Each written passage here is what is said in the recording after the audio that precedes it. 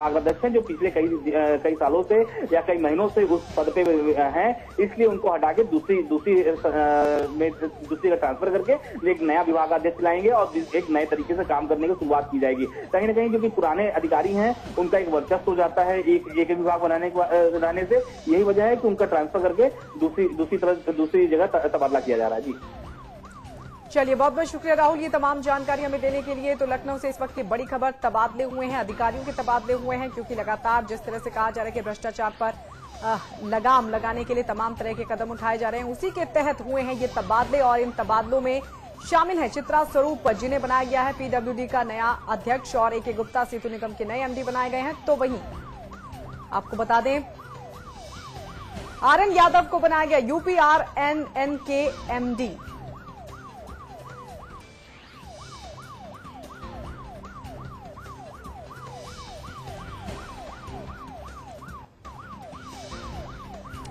तो लगातार हम इस अहम खबर को आपको बता रहे हैं जो कि लखनऊ से आ रही है। अधिकारियों के तबादले किए गए हैं और जिस तरह से संवाददाता हमारे बता रहे थे राहुल तिवारी, उन्होंने साफ तौर से बताया कि जो ट्रांसफर हुए हैं वो उसके पीछे भ्रष्टाचार को खत्म करने का एक मकसद है। और ए.के. गुप्ता सेतु निगम के नए एमडी बनाए गए हैं। चित्रा स्वरूप को नया पीडब्ल्यूडी का नया अध्यक्ष चुना गया है और साथ ही साथ आर.एन. यादव जिनकी बात करें तो यूपीआरएनएन के एमडी बनाए गए हैं।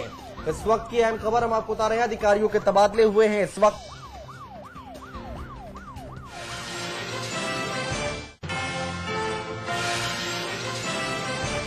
और देहरादून से आ रही इस वक्त की बड़ी खबर, पुलिस को एक अहम कामयाबी हासिल हुई है। राइस कुकर के सिक्कों के नाम पर ठगी का मामला सामने आया है। 12 लोगों को एसओजी की टीम ने गिरफ्तार किया। 80 लाख में तय हुआ था ये पूरा मामला। लंदन में 21 करोड़ में बेचने का मिला था ठेका। एसओजी ने किया है पूरे मामले का खुलासा। देहरादून से इस वक्त की बड़ी खबर, राइस कुकर के सिक्कों के नाम पर ठगी का ये पूरा मामला था, जिसमें पुलिस को मिली है एक अहम कामयाबी। एसओजी ने किया इस पूरे मामले का खुलासा। 12 लोगों को एसओजी ने गिरफ्तार कर लिया है। 80 लाख में तय हुआ था ये मामला और अब 12 लोग इस मामले में गिरफ्तार हुए। लंदन में 21 करोड़ में बेचने का ठेका इनको मिला था। तो पुलिस को मिली है एक अहम कामयाबी। राइस कुकर के सिक्कों के नाम पर ये ठगी का मामला था। आपको बता दें एसओजी ने इस पूरे मामले का खुलासा किया है और 12 लोग इसमें धरे गए हैं। 80 लाख रुपए में जिन्होंने ये पूरा जो सौदा था वो किया था, ठगी करने का एक प्लान किया था। और अब इस मामले को उजागर करते हुए, खुलासा करते हुए एसओजी की टीम ने 12 लोगों को गिरफ्तार किया है। राइस कुकर के सिक्कों के नाम पर ठगी का ये पूरा मामला था। देहरादून से इस वक्त की बड़ी और अहम खबर हम आपको बता रहे हैं, पुलिस को एक अहम कामयाबी मिली है, बड़ी कामयाबी मिली है। राइस कुकर सिक्कों के सिक्कों के नाम पर ठगी का ये पूरा मामला है। 12 लोगों को एसओजी ने गिरफ्तार भी किया है।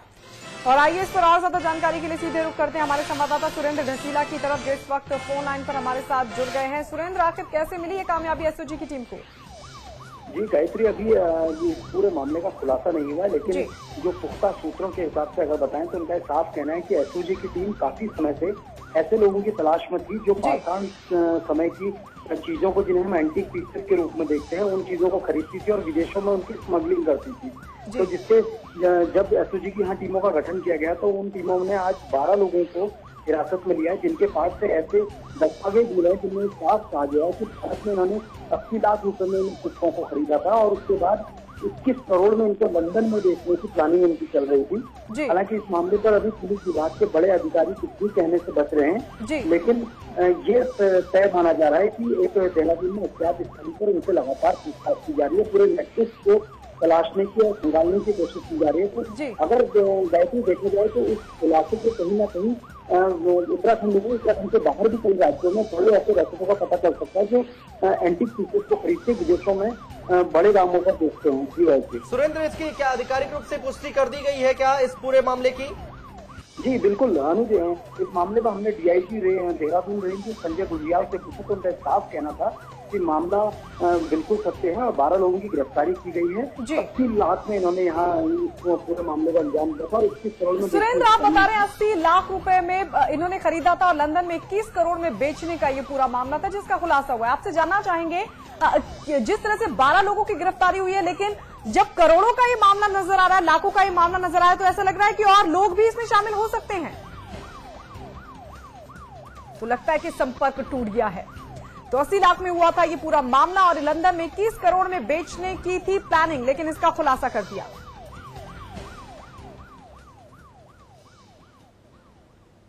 और शुरू करते हैं फटाफट खबरों का सिलसिला।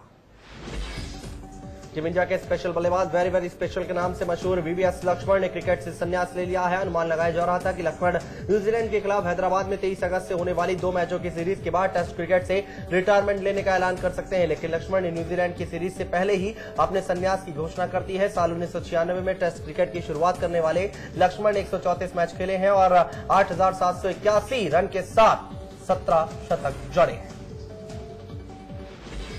भारतीय क्रिकेट कंट्रोल बोर्ड ने संन्यास की घोषणा करने वाले बल्लेबाज वीवीएस लक्ष्मण की सराहना करते हुए कहा कि वो भारतीय क्रिकेट के इतिहास में दबाव में शानदार पारी खेलने वाले क्रिकेटर के रूप में जाने जाएंगे। बोर्ड ने कहा कि लक्ष्मण ने अपने 16 साल के क्रिकेट करियर में अनेक यादगार पारियां खेली और उनके संन्यास की घोषणा करने से भारतीय बल्लेबाजी क्रम में एक जगह खाली हो गई है जिसे शायद ही कोई भर पाएगा। क्रिकेट के भगवान और भारत के सबसे सीनियर और अनुभवी बल्लेबाज सचिन तेंदुलकर का मानना है कि टीम इंडिया में वीवीएस लक्ष्मण की जगह को भरना काफी मुश्किल होगा और उन्हें हैदराबाद के इस कलात्मक बल्लेबाज की कमी खलेगी जिन्होंने अंतर्राष्ट्रीय क्रिकेट से संन्यास ले लिया है।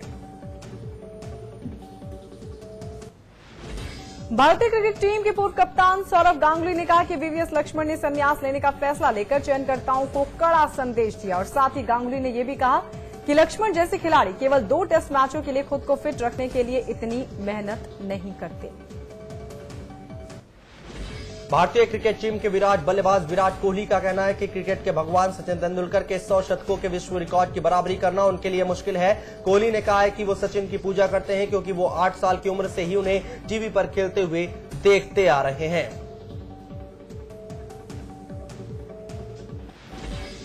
और इसी के साथ समाचार फटाफट में फिलहाल इतना ही। एक छोटा सा ब्रेक के बाद भी खबरें लगातार जारी है।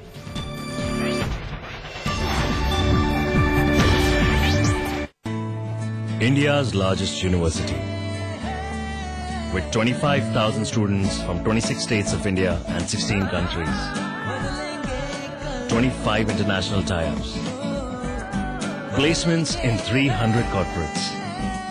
Hostel facility for 15,000 students. Ranked amongst the top universities of India. 600-acre campus. Lovely professional university. Transforming education, transforming India. इन नैनों में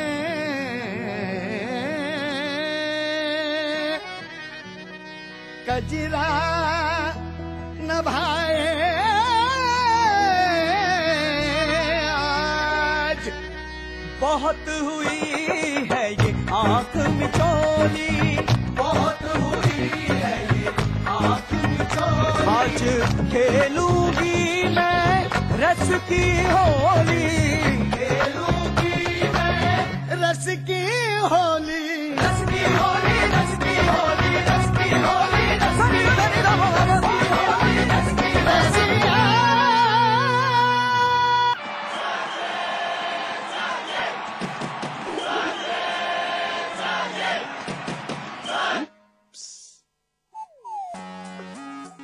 जोड़ी सही होनी चाहिए, जैसे सचिन और उनका बल्ला, जैसे ल्यूमिनस इन्वर्टर और ल्यूमिनस ट्यूबुलर बैटरी। पाइए 40% एक्स्ट्रा बैटरी लाइफ और 40% एक्स्ट्रा बैकअप। ल्यूमिनस, जिस पे देश करे भरोसा। उत्तर प्रदेश, बोले तो उत्तर देने वाला प्रदेश। लो, लग गई लोन ऑर्डर की। जी हाँ, यहाँ की पब्लिक उत्तर देना बड़ी अच्छी तरह से जानती है। क्यों ले रहा है पंगा? नेताओं को, अभिनेताओं को, लुटेरों को, दबंगों को, बलात्कारियों और भूखे नंगों को इस पब्लिक ने सबको उत्तर दिया है। यहाँ कबूतर भी एक पंख से उड़ता है और दूसरे से अपना इज्जत बचाता है।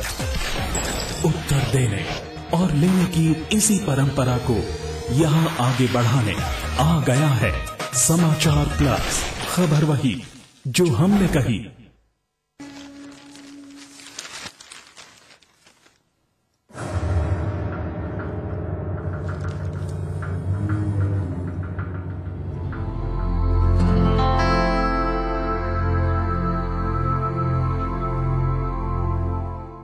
बधाई है उमेश जी को भी बधाई है, और आपका समाचार प्लस जो चैनल है, मुझे उम्मीद है कि उत्तर प्रदेश और उत्तराखंड दोनों में जो है दर्पण होगा समाज का, और जो समस्याएं हैं उसको उजागर।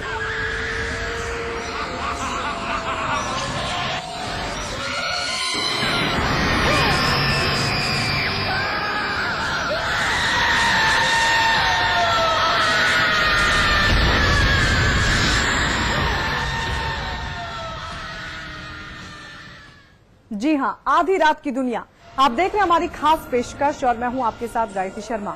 एक ऐसी दुनिया जो दूर है हमारी और आपकी दुनिया से, और दूर है हमारी समझ से भी। तंत्र मंत्र, टोना टोटका, काला जादू, प्रेत आत्माएं, अदृश्य ताकत, सिद्धि, ये सब होते हैं आधी रात में। लेकिन क्या ये सब सच है? इसी पर है हमारी खास पेशकश, आधी रात की दुनिया।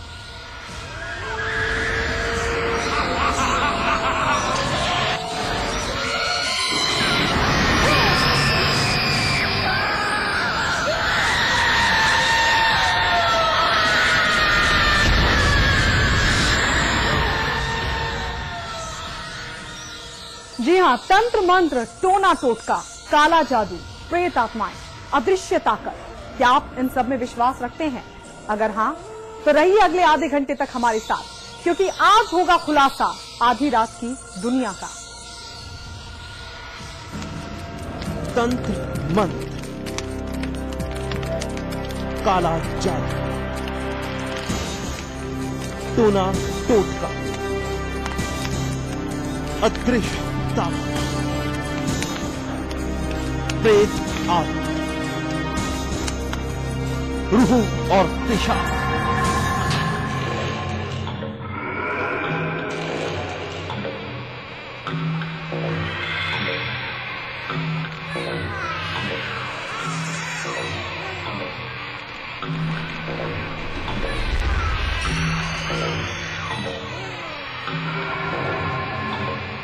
क्या कभी आपका इन सब से सामना हुआ है?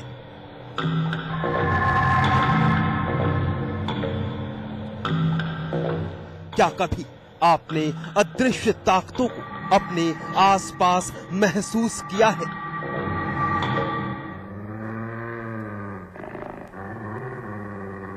क्या कभी ऐसा हुआ है कि आप अकेले खड़े हैं और अचानक आपको लगे कि आपके पास से कोई गुजरा है?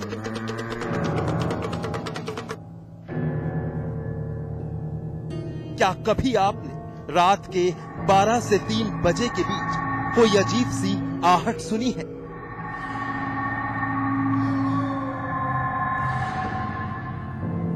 ऐसी आहट जिसे सुनकर आप गहरी नींद से पल भर में ही जाग उठे हो।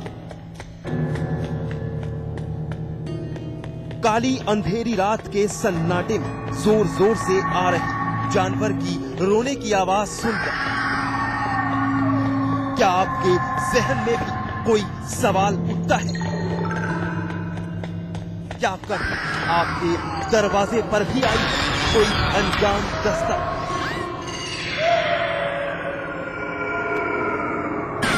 और जब दरवाजा खोला तो कोई नहीं मिला।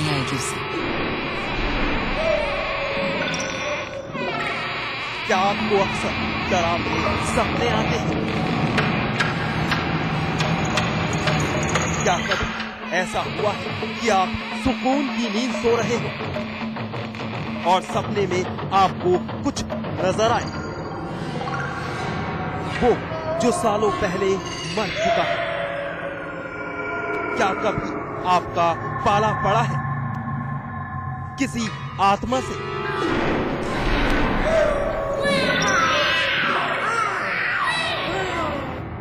क्या आप रूहानी ताकतों पर विश्वास करते हैं?